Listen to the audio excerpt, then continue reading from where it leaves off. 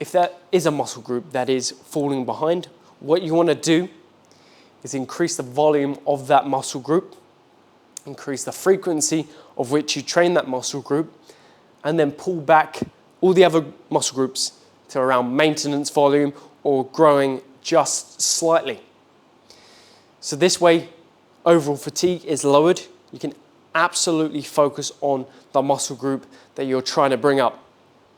If you're trying to do that in a deficit, you're going to see very little growth on the muscle that you want to grow, and all the other muscle groups are going to lose a ton of muscle. So we have to wait to a point where we can handle that fatigue, which is in a surplus. Now, if you're looking to grow your legs, for example, they're not going to be able to handle 5-6 days a week. They're super high in terms of how taxing they are on the body, and they take longer to recover.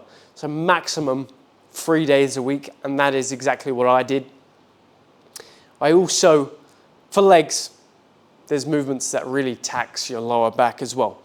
So what I did, I designed the workout so that my back training didn't fatigue the lower back. There was no bent rows, there was nothing like that. It was all chest supported to keep that lower back fresh, to get better performance on legs, to see that growth. And these are all considerations that I will take into consideration when designing your program for maximal growth. Now, when it comes to arms, for example, they recover quicker. They're less taxing on the body. They respond better to higher frequency. So even if we're training them 3, 4, 5 times a week and all the other muscle groups are pulled back, fantastic. It's also about exercise order. The lagging muscle group we want to be training first. We want to be training early, when you're fresh, when you're going to get the best performance. And from that, we're going to get the best performance out of the muscle group. We're going to be able to overload more frequently. We're going to be able to see the best growth possible.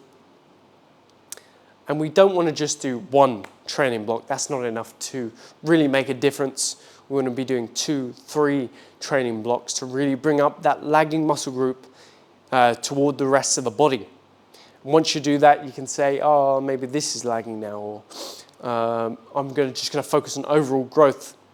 But if you really, really, really want to bring up a lagging muscle group, first things first is technique. There's probably a reason why it's lagging behind. For my chest, I was over tucking my elbows, putting all that tension on my triceps, not my chest.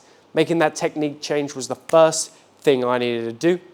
Secondly, focus on movements where the mind-muscle connection is the best.